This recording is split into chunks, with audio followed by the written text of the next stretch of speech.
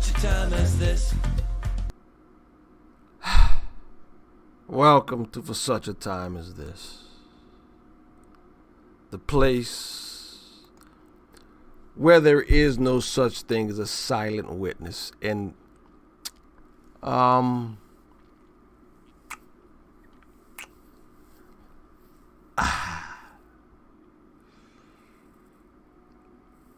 I do not mean to belittle anyone's plight.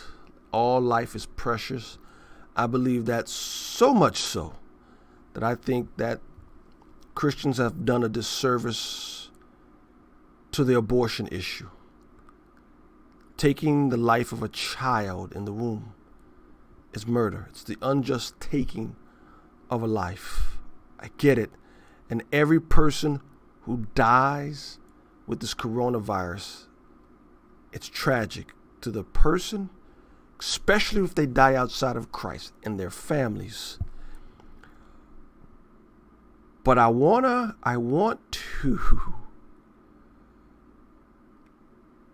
caution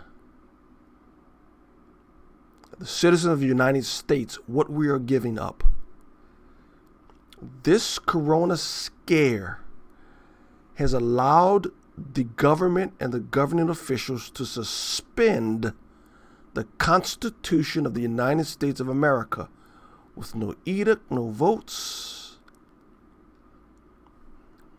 They didn't even tell us, but they are functioning as though the Constitution is null and void. You can make the argument it's for health, it's for safety, but the government was never allowed to imprison us for our own safety. The governor of New York has threatened the houses of worship that don't follow his edict. And the problem is when evil men grasp hold of power, they don't tend to give it up. For those of you who are unaware, let me play Mayor. I don't know if I said governor. I'm sorry. Mayor de Blasio. In essence, Mayor de Blasio has suspended the Constitution of the United States of America. Let me play the clip. A small number of religious communities, specific churches, specific synagogues are unfortunately not paying attention to this guidance, even though it's been so widespread. So I want to say to all those who are preparing the potential of religious services this weekend, if you go to your synagogue, if you go to your church and attempt to hold services after having been told so often not to, our enforcement agents will have no choice but to shut down those services. I don't say that with any joy. It's the last thing I would like to do, because I understand how important people's faiths are to them, and we need our faiths in this time of crisis, but we do not need gatherings that will endanger people. No faith tradition endorses anything that endangers the members of that faith. So the NYPD, fire department, buildings department, everyone has been instructed that if they see worship services going on, they will go to the officials of that congregation. They'll inform them they need to stop the services and disperse. If that does not happen, they will take additional action up to the point of fines and potentially closing the building permanently. We're going to save you, whether you want to be saved or not. Now, look, I get it, to give an advisory, but when you start fining churches and you start shutting them down permanently, that's not an advisory anymore. That's an edict. That's a command. And that is a command against the Constitution of the United States of America, where the government should have no infringement upon religion. Well, he's telling you can't go to church, and that's not a request. That's a command.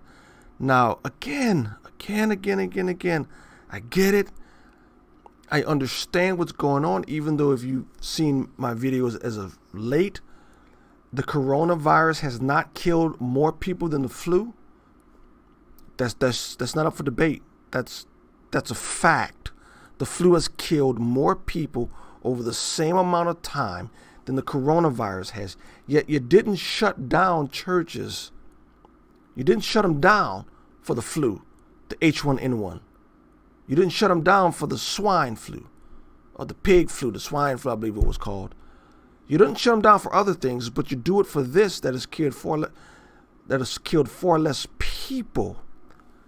I get it. But when you start helping people against their will, that's no longer called help. And again, will this ever end? Once the state gets this leverage over the church, once the state starts exercising so much power and so much control, will they ever cease and give it back? That's my concern.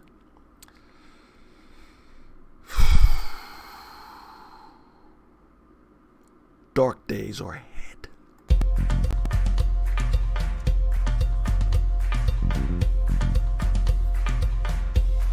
For such a time as this.